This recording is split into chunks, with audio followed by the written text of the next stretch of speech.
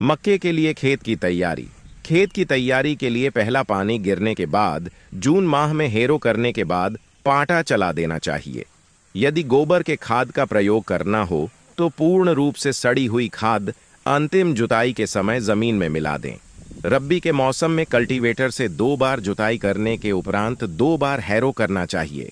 मक्के की बुवाई का समय एस खरीफ जून से जुलाई तक।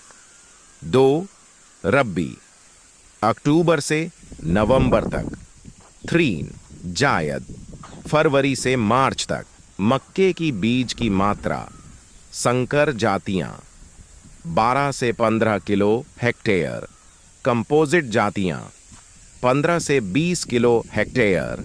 हरे चारे के लिए 40 से 45 किलो हेक्टेयर। मक्के की बुवाई का तरीका। वर्षा प्रारंभ होने पर मक्का बोना चाहिए। सिंचाई का साधन हो तो 10 से 15 दिन पूर्व ही बोनी करनी चाहिए। इससे पैदावार में वृद्धि होती है। बीज की बुवाई मेंढ के किनारे व ऊपर 3 से 5 सेमी की गहराई पर करनी चाहिए। बुवाई के 1 माह पश्चात मिट्टी चढ़ाने का कार्य करना चाहिए।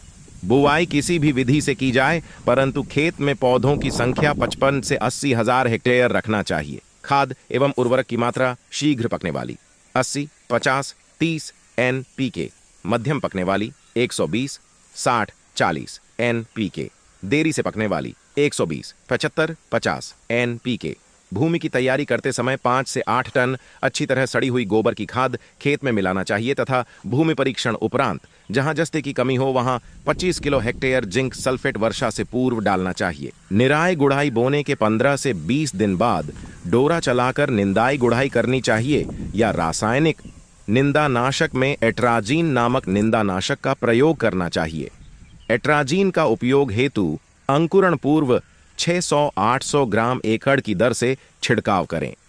इसके उपरांत लगभग 25-30 दिन बाद मिट्टी चढ़ावें। सिंचाई। मक्का के फसल को पूरे फसल अवधि में लगभग 400-600 mm पानी की आवश्यकता होती है तथा इसकी सिंचाई की महत्वपूर्ण अवस्था पुष्पन और दाने भरने का समय है।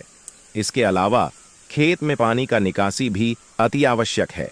पौध संरक्षण का। कीट प्रबंधन। 1 मक्का का धब्बेदार तनाबेधक कीट। इस कीट की इल्ली पौधे की जड़ को छोड़कर समस्त भागों को प्रभावित करती है। सर्वप्रथम इल्ली तने को छेद करती है तथा प्रभावित पौधे की पत्ती एवं दानों को भी नुकसान करती है। इसके नुकसान से पौधा बौना हो जाता है एवं प्रभावित पौधों में दाने नहीं बनते हैं।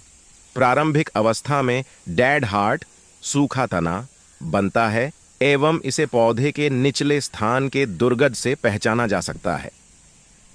2 गुलाबी तनाबेधक कीट।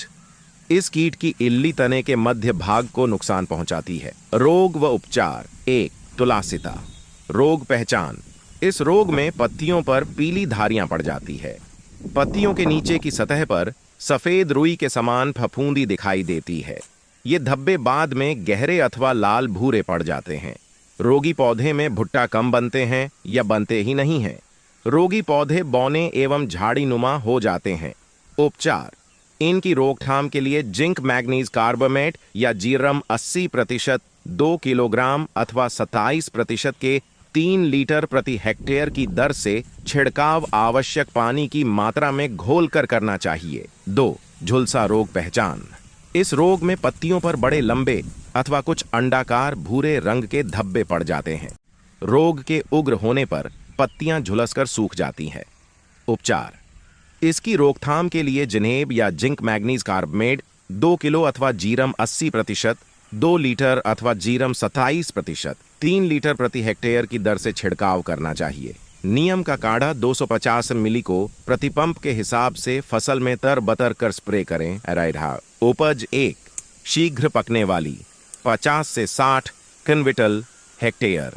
2 मध्यम पकने वाली 60 से 65 क्विंटल हेक्टेयर।